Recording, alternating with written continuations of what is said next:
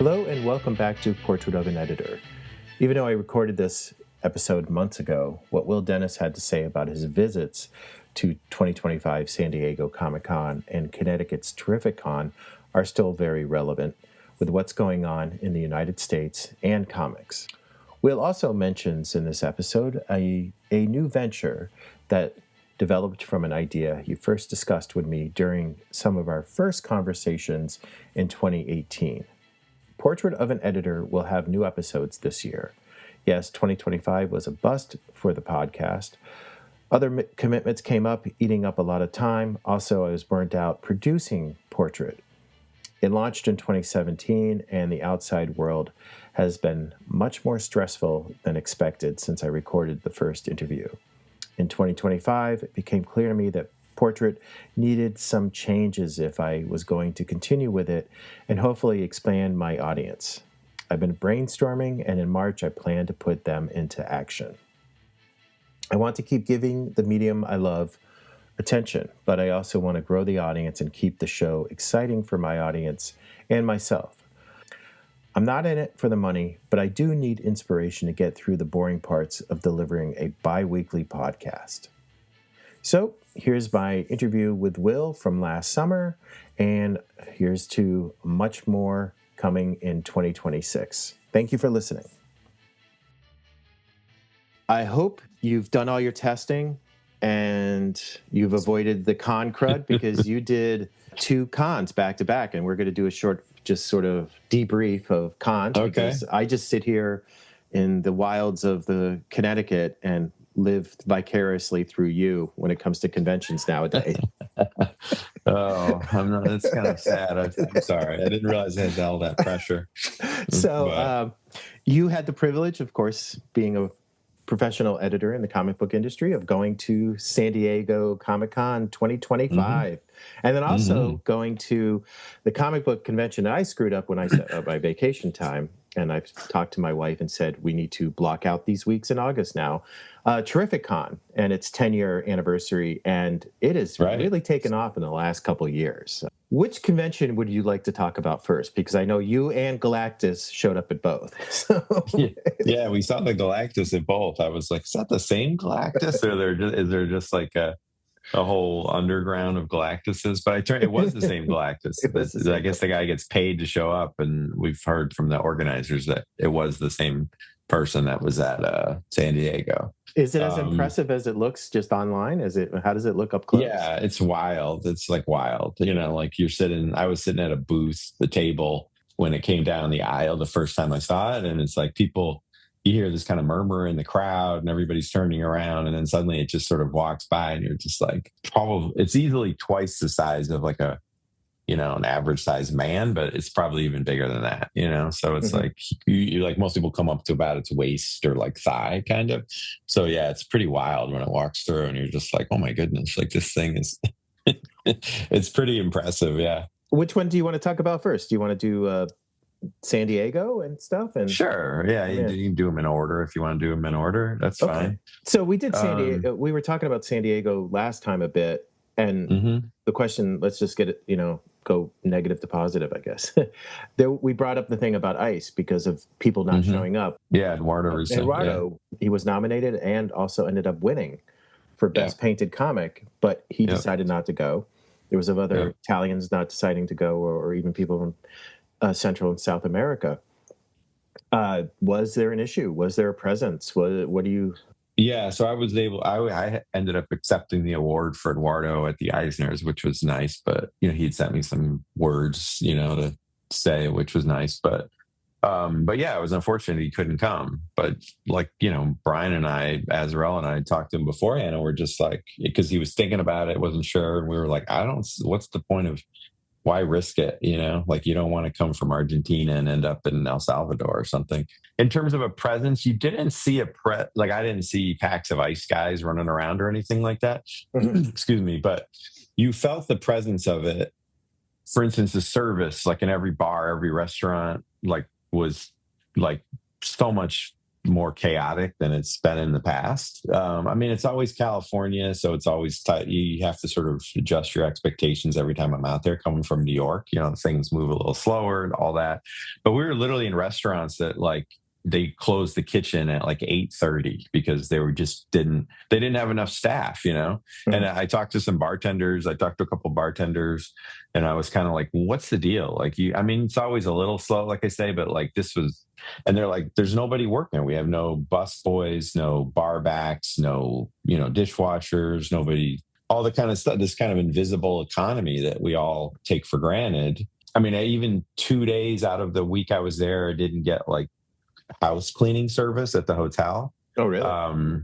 Yeah, like they just skipped it. This sounds very entitled. So, and these hotels are $400-$500 a night. Like you aren't staying at the Motel 6. Like you're staying right downtown at like the fanciest, nicest hotels. And like 2 out of the 7 days I was there, like they just don't have enough people to like make the beds and change the sheets or change the towels and stuff. You definitely felt it in that respect. And so, yeah, I was then by the end of the week, talked to a couple of the like servers or people, and they were all like, yeah, it's just like there's no, I don't know if it's been true or not true for a long time, but I know that back in the day, like when we were going, there'd be hundreds, maybe thousands of people coming across the border every day to work, like literally like walking across the border. Because you can throw a rock into Mexico from San Diego. So it's like they would come, there's a bridge that goes, connects like Tijuana and South San Diego. And yeah, so there's people who come every day and work and then go home, like, at night. And I suspect that that's like dried up significantly. Because again, it's like you want to come here, even if you've got the papers to do it or you're legal to do it. They don't seem to care. They're just rounding these people up. I mean, how many of these kind of people have been sent off? You heard these horror stories. Innocent people, citizens, whatever it is, not criminals, all just being trucked off to these various places. So if I was living in Tijuana and walking to work at the Hilton in San Diego, I think you'd try to find something else to do, because you don't want to end up in CCOT. San Diego is very close to being a border town, and thousands of people for decades have been moving back and forth on both sides. And it was open. And at one time, and just you have your whatever passport papers or dual citizenship or whatever, but it's like an economy. And that's been sort of, that spigot's been really turned off.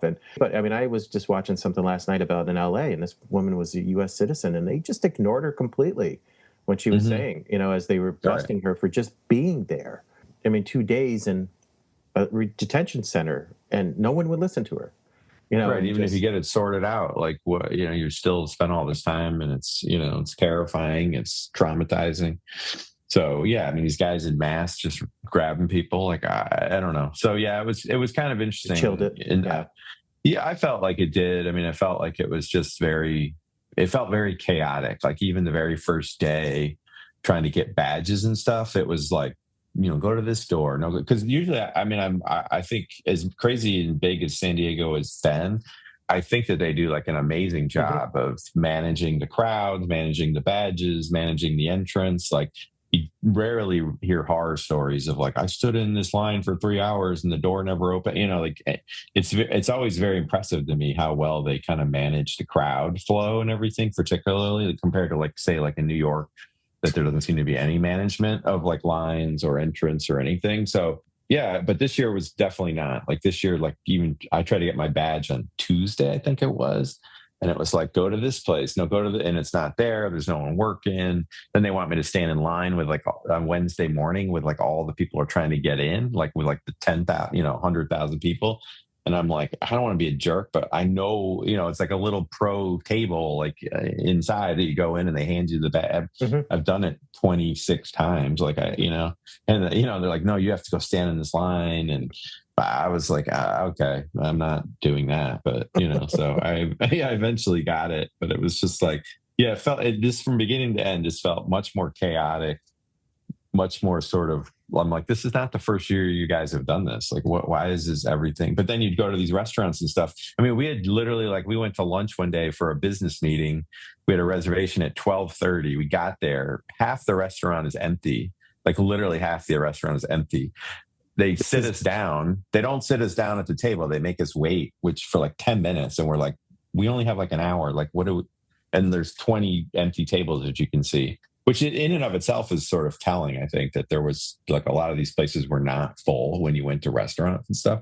Was this in the Gaslight? Was this Gaslight or just? No, it was like right behind. It was on the marina there, like one of those fancy restaurants right behind the convention center. And so yeah, we wait, and then finally they seat us down, and then there's like no one comes to like take our order. So then finally we have to ask somebody, and then the manager comes, and they end up like doing the whole service, like delivering the food, taking the stuff. Like this woman, like she's in like a suit, like she's not like a waiter or waitress, and yeah, I don't know. It was just, but the place was half empty. Like it wasn't as if it was like standing room only and they were just understaffed. So it just tells you that the staffing issues and stuff are just, and that's what it is. I mean, that's what's missing. Like you just don't see these people, clearing the tables and running the stuff back and do it, like they just aren't in these restaurants. They just weren't in these places. Mm-hmm. It was literally like, the bartenders putting the ice in the thing and cleaning the glasses. And, I don't know. I mean, I don't want it all sound like, I'm being entitled or sounding. It was just very noticeable.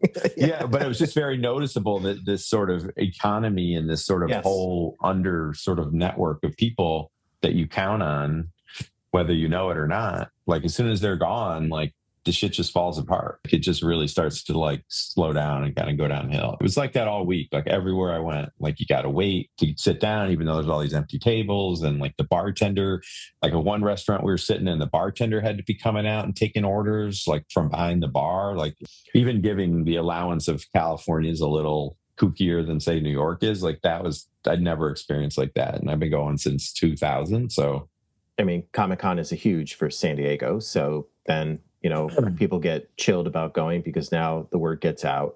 There's always conventions in San Diego, so things start chilling. The reverberation of like, oh, maybe they can't handle the amount of people. Maybe San Diego Comic-Con decides to shrink their ticket sales because they know they're in connect with all the business. How does this reverberate into next year if, now, all the feedback happens about stuff? I've looked at some of the reporting during the convention and everything, but I haven't heard like an overall about what, how it was like to get service in San Diego, except from what's going on with you. It doesn't surprise me that, all these folks that are able to cross the border and make a living, off just working. It sucks because where are they going? What are they doing now? They're out of jobs and the people that depend on them. So, and all these people chirping about these brown people took our jobs. Well, Anthony Bourdain said like years ago was like, I've worked in every kind of restaurant on the face of the earth, from a diner to a Michelin star restaurant, and I've never once had a white person walk in and say, I want a job bar backing, dishwashing, delivering, not once. So this whole notion that these people are stealing jobs from Americans is just utter bullshit. It's ridiculous. So what about the pro? What about, I guess, as a con, you're going there for business, was it sort of tapped down a bit because of the lack of, people from Europe, people from Asia, people from Central South America, et cetera, coming? Or was there? Yeah, it felt a little more low key than other years, or maybe that's just me, like, losing a step kind of, in terms of like, I wasn't staying out till the crack of dawn, like we were sort of kind of taking it easy. I mean, in some ways it's nicer in some ways because you do tend to see the same professional people multiple times, because in other years you tend to like, you see so-and-so one time and that's it. It's like being at like a giant wedding or something, right? Where you only talk to everybody for 5 minutes. But this was a little bit better in that. Like you could sort of see some of the same people multiple nights and things like that. But yeah, it was good. I mean, I did a bunch of panels, which I don't, I had more panels this year than I usually did. I mean, the highlight was Stephanie Phillips she was a guest, like an invited guest from the show. So she had a one-on-one panel that she asked me to host. So that was nice, like just to do like a one-on-one sort of, replay the 3-hour interview that we did. Yeah, I think we did mention it, but yeah, I was like, if you want to hear more, like, here's 3 hours of content for you. But yeah, it was pretty good. We had like a slideshow. We had a slideshow that she had seen of like covers and stuff like that. But then I got all these funny pictures of her. Like I pulled off the web or ones that she had showed me and stuff of like her from like the time she was like probably, I don't know, 5 or 6 to like, till the time she graduated, like for PhD and everything. So we like just dropped those in sort of random, like all these funny pictures of her as a teenager and stuff. Like, so we kind of dropped those in randomly, and like it was good for some conversation and laughs and stuff. And, it was kind of interesting just to see, it was like if you could tell your 14-year-old self, like that you'd be at the San Diego Comic-Con like 20 years later as an invited guest. But I mean, it was a full house too. Like the room was really full. Oh, good. Which is great. Yeah. They had just announced, I think, that She-Hulk, she's writing She-Hulk like ongoing. So they had just announced that. And it was really good. We had a lot of good Q&A, like a lot of funny banter and stuff. And I think she felt good about it because I know she was nervous about it. So that was like definitely one of the highlights. We arranged this like beach fire party for Lisa Tuolote. It was her birthday. It's always her birthday, San Diego, but this was like a big numbered birthday. I won't tell you what number it was, but you could probably find out. But yeah, so we arranged like a beach party. Like there's a company that does like bonfires on the beach. Like they show up and set it all up for you and stuff. And she said she always wanted to have a beach party like at the beginning of Jaws. So we were sort of like, that didn't end well, right, Lisa? But so that was fun. That was a good highlight. It was most of the distillery people and some other folks came through. It was like up the coast a little bit, like on the, near SeaWorld and stuff. Is it SeaWorld in San Diego? Yeah, it was kind of a little up there. Mm-hmm. Yeah, that was fun. That was one of the highlights. It's always worth going. I mean, I always would recommend anybody if they can make it work. I mean, it's super expensive. I mean, the price of everything also, like the prices did not come down on day one. I'll tell you that because most beers, like in the hotel bars, the beer, like if you get like a glass of like a draft beer, it's like $15 to $15. Yeah. And they're serving them in like plastic cups. So you feel like I'm at a frat party, but I'm paying $15 for this. Like a Modelo. I'm not talking about like a fancy craft beer shit. Like literally at the Bayfront Hilton, $15 for a draft. Oh my God. And so the cocktails were like $23, $24. Like, so if you went and bought, like I bought around 4 people, it was like $115. So, I mean, it was just like criminal, like crisis that they were charging, That is out of control. I don't know if that's all the time. I don't know if it's just for Comic-Con. I just don't, I mean, God bless all these families and stuff that are still doing it. But I mean, even like I was buying like a iced latte one morning at the Starbucks in the hotel. It was like $9. Like if you bought like a croissant and an iced coffee, it was like $18, $19, something like that for like basically $20 for like a coffee and a muffin. It's appalling. It's ridiculous. I don't know. So I don't know how these families of 4 people, God bless them, but it must cost these families like, I don't know, 10 grand maybe to go for like a week, to fly there and pay for the food. And that's kind of gross actually, now that I say it out loud. But there's every time I think about that, and even living in Los Angeles at times that beer started going up, I just like think of that line, and this is I'll have to put a warning up front, but in Beverly Hills Cops 2, Eddie Murphy goes into a strip club and he orders a Diet Coke or something, and the bartender says it's $20, and he's like, I can get a blowjob cheaper for that. And I'm just like, the prices in LA and just everything is watching things increase, and it's just, that's out of control. Yeah. I mean, I'm used to San Diego prices, but oh my God. No, that like, well, but it's like, who knows, like that, like everything else. Yeah, it was definitely, that was a change even from the year before. Yeah, like that was like it was like noticeably more expensive, like everywhere you went. Because all the places you go, they have printed like Comic-Con menus, like special menus that have like, the Hulk smash drink and the Thor's hammer and, like all these sort of themed drinks and stuff. But I also think it's like they can give you a printed menu probably for the week that's got prices that maybe aren't there for the rest of the time. You got to make hay while the sun shines, I guess, or you can just hit the Ralph's and find out where the ice machine is on your floor and just go into your room. Have a full bar in your room, basically. Oh, believe me, I'm a regular at Ralph's every year. Everyone's like, "Yeah, you're back." I'm like, "Yeah, that's right. The boys are back in town." Was there anything with your meeting? I know because it might be the beginning of something, you can't really talk about it, but was there something that you came out of the con that really jazzed you, that might have, that was started because of the con or something? Because of being there at that point. Well, I mean, it's a little early to tell, but yeah, I had like 3 meetings with like completely new, people that had sort of either been introduced to me or reached out to me, that kind of thing.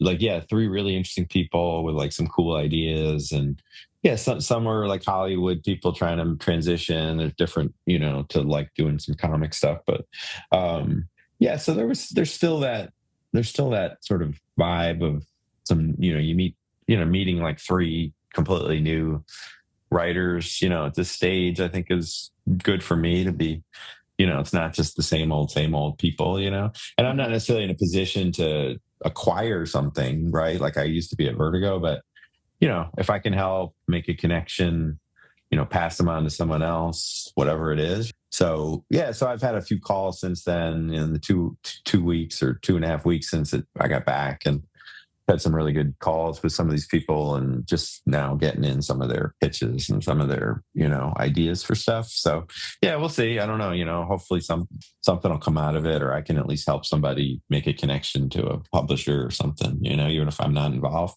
Switching to Terrificon, which 10 years, probably biggest convention in Connecticut. So, and being in Connecticut, was it a little cheaper? Seeing it was at the Mohegan Sun. Let's get that. Yeah, for sure. For sure it was. I know. I was like stunned. I was just like... Well, the joke is that Connecticut is really expensive and the taxes. And I guess connect with somebody from Connecticut, bitch about taxes, basically. Which is crazy, though, because I live in Connecticut now, but I've lived my entire life before that in New York and then also New York City. And the taxes in Connecticut are exponentially lower than they are in New York State. It's crazy. And the quality of life is better. Like it's just, in general. So it's like the roads are better. The stuff seems, New York is just a disaster. And it's like, all you do is pay crazy taxes. And if you live in New York City, you pay New York City tax on top of it, which is like for the pleasure of, of dodging rats on your way to the subway that only works once in a while, So I did that for 30 years. So I think I'm kind of done with that. But yeah, no, it was good. I mean, the Mohegan Sun is, the casinos are weird. I don't really gamble. I do like a little sports gambling, but I don't play craps or play slot machines kind of thing.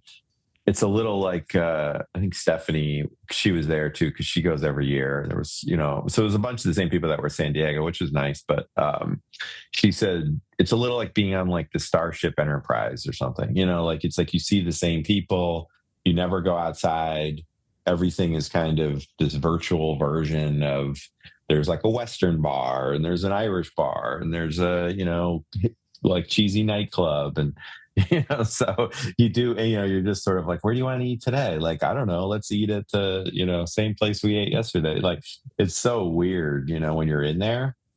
And and it was really, the attendance at that show is really good. It's getting serious. Yeah. Yeah, no, for sure. Like even the line to get in and stuff the first day. I know like Tyler, my old assistant, he lives in Connecticut. So he was up for the day. And he was texting me from the line. I'm like, why are you waiting in line, Tyler? Like, don't you have like a pro badge or something?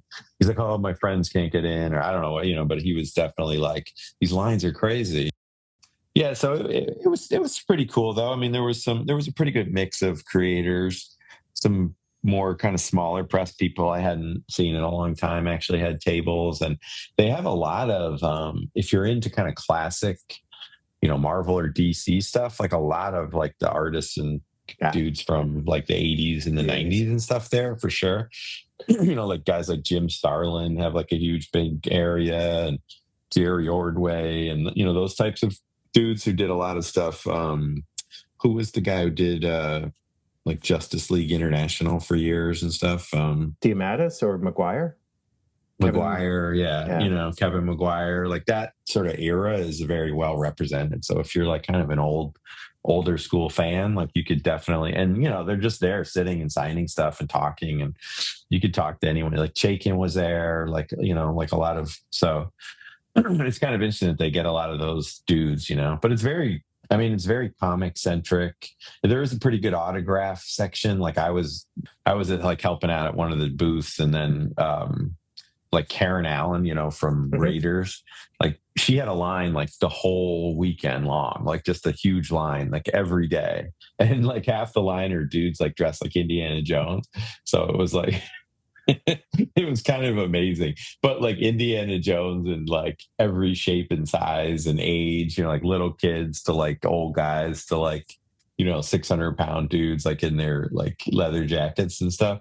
But I swear, anytime I walk by, like she looked like the sweetest person. Like she was smiling and taking pictures with them and, chatting. And I mean, I can't imagine all day like having to just be like, I loved you in Raiders of the Lost Ark. She's like, I know I did a few other movies. Like, right. Anybody see Starman? Yeah, Starman, right? That's what you do. You got to walk up to her and be like, "Oh my god, I love Starman."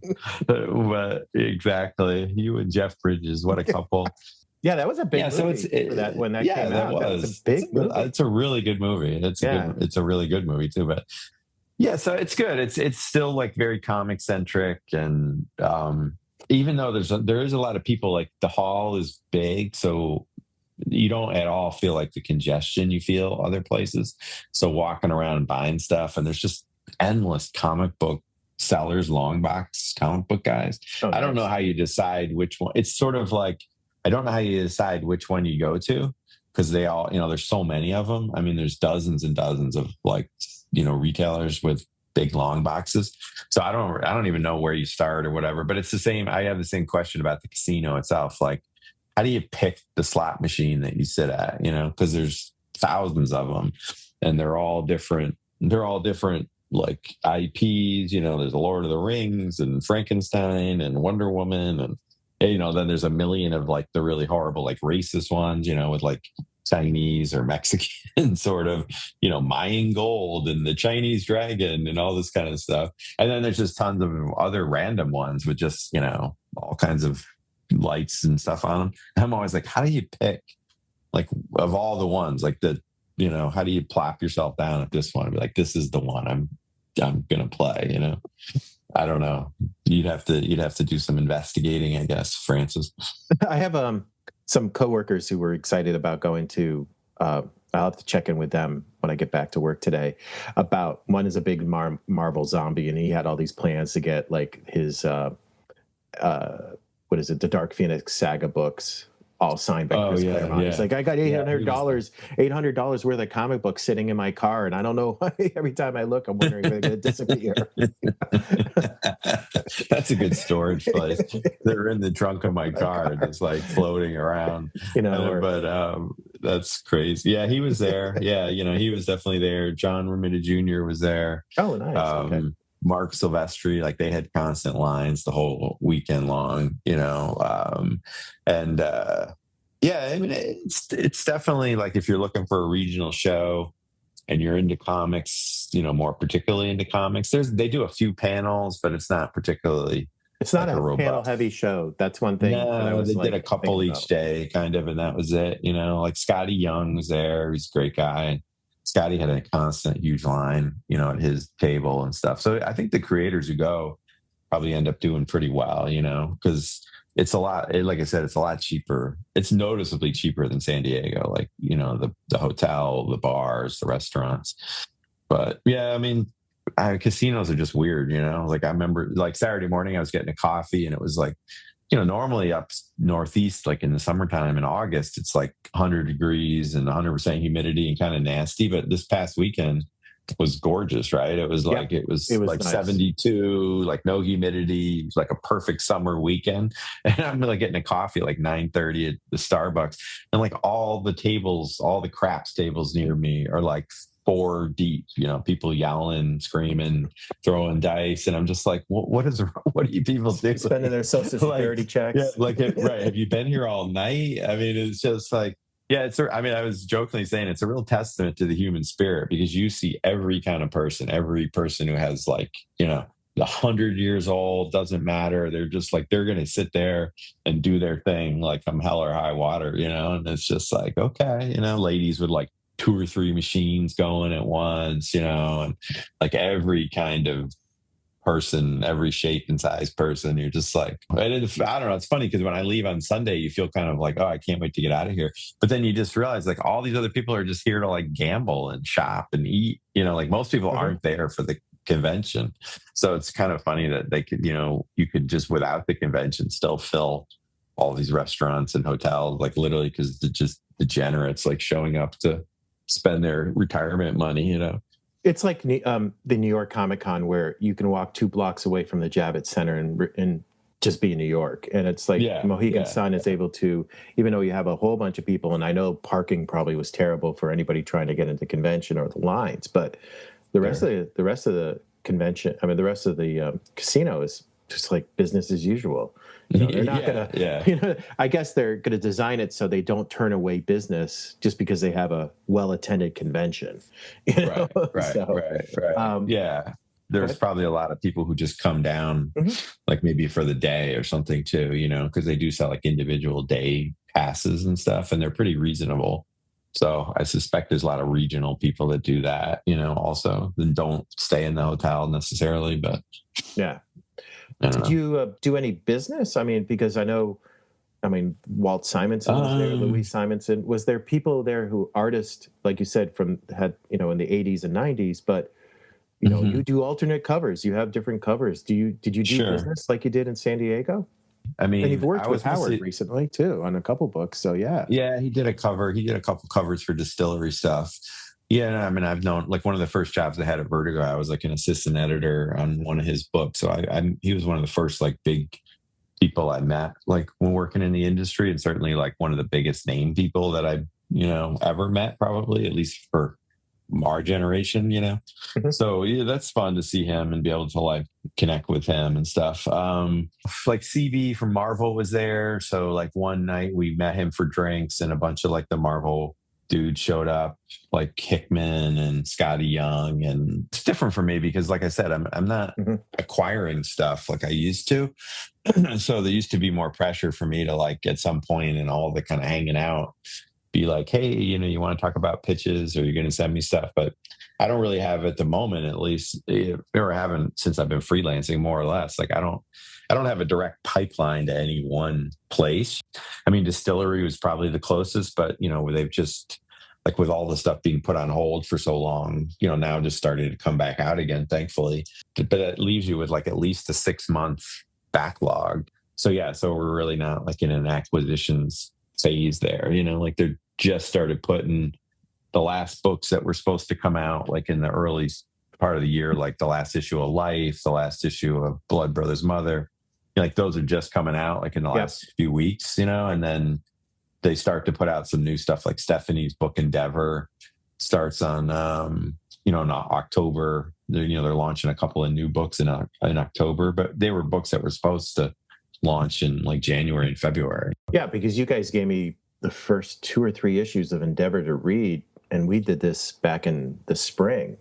Yeah, these books were already completed and ready to go. So I got my February, I think. So Blood Brothers Mother 4. I finally got that. Talking to Chuck Austin about what's going on with Defiant, which I can't wait to see. Yeah, but I'm glad everything's cranking up for you guys. One question I did have, seeing in Boston, there was a convention running at the same time.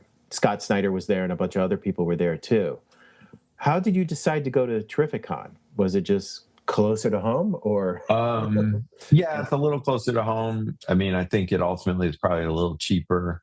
But it's Boston. Stephanie Phillips, who, you know, I work with quite closely now, like, not only am I editing the book she's working on, but I'm also kind of, I don't know if you'd say like I'm managing her, but like I'm definitely helping her with all of her, you know, all the projects she has, whether, you know, I'm doing them directly as the editor, or like kind of behind the scenes, but then also helping her with like all of, like, her social media, and helping her with like a lot of her business kind of stuff, or media stuff, whatever.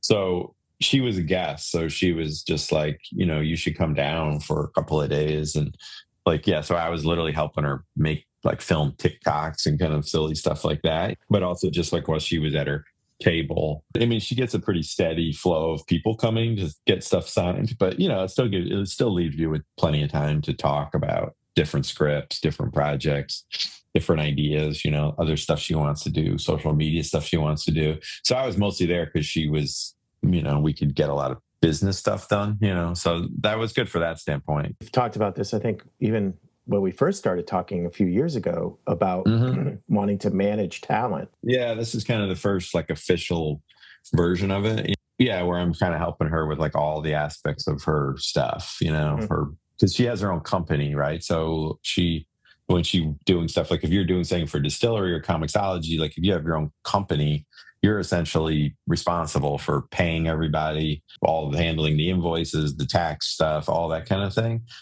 But yeah, when you work with these companies like comicsology or distillery, for instance, like basically like there's a budget for the whole book, and you get given the money and then you have to kind of allocate it as if you're the publisher, because technically you are the publisher. Like they're just kind of offering you a platform, quote unquote, like you are actually the publisher of record, or your company is. So it's even helping with stuff like that, dudes invoicing, handling like all that kind of managing like the funds, but then helping her on the media stuff. Like at San Diego, we met with her agent, and then we won for a while. We also met with somebody from one of the companies that's doing a project with her. So we met with the guy who's kind of running that.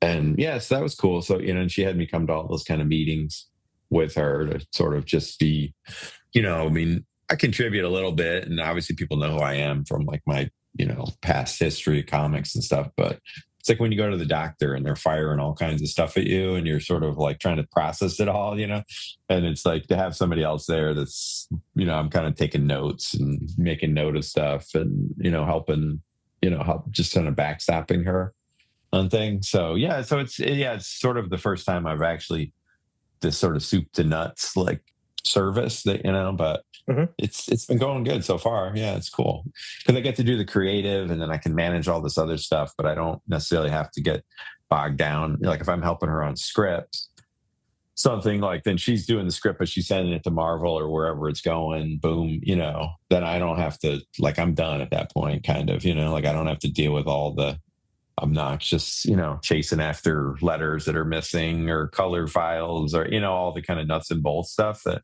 so it's kind of more like the top line 30,000 foot view stuff, which I mean, it's something you've been thinking about. Well, we've been talking since 2018. So yeah, it's a long time. Yeah, for sure. You were probably thinking about it even before. So yeah.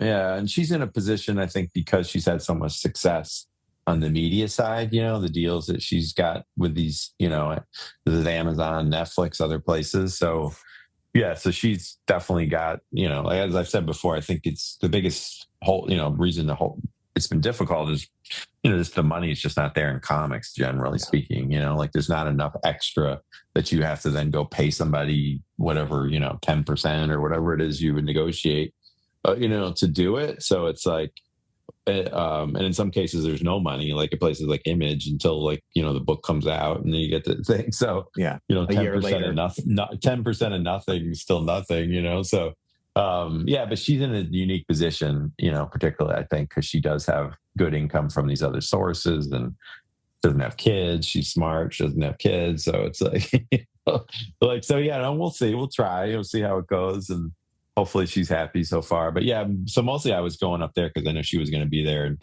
well, congratulations on that. That answered the question of like why, Boston, and just how do you choose which convention to go to? And Boston would have been pretty damn expensive too. So yeah, and I've been to that show a couple of times. Yeah, it is. I mean, I think it was a cool show, but I don't know. It was annoying. Like, I don't know if it's still in the same place. It's down in like that kind of that inner harbor that they developed, years ago, where there's like the Contemporary Art Museum, and it's a cool neighborhood. There's a couple cool breweries. I think like the Harpoon Brewery has a giant like brew pub restaurant thing, and there's a convention center right there.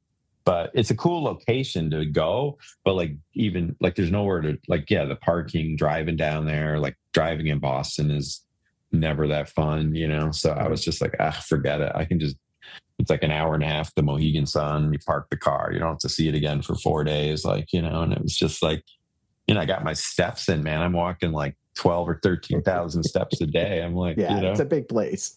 Yeah, no, for sure it is. Yeah. So it's good. I would recommend it if you're in the region. It's definitely a fun kind of light show to just hop in and hop out of. They already announced next year's dates. I am blocking them out. I'm not going to make the mistake I made this year. And if I don't make it to any other convention, Terrificon, definitely. Now, hopefully there won't be an issue getting tickets like everybody else wants tickets now. So. I'm sure we can pull some strings, Francis, for you. Okay. Appreciate it. Well, Yeah, Will, always. I'm glad you had a very productive con season in the middle of July and August or I whatever. guess so. And Yeah, then kind of. next Yeah. stop, New York City. So Yeah, New York. That's it. Yeah, exactly. And then I think then Thought Bubble. I think I'm going to Thought Bubble for sure in November. So if they haven't declared martial law and if you can get out of the right, country. exactly. If I can get out, yeah, maybe they won't let me back in. That'd be the best outcome, probably. Oh, I'm so sorry. Get stuck in the UK, right? Oh, that sucks. Yeah. Oh, you may. Okay. I will be talking to you. We'll figure out something else to talk about pretty soon. So thank you very much for the update and all right, Francis, enabling me to live vicariously. All right, man. Enjoy the rest of the summer. I'll talk to you. See you later. All right.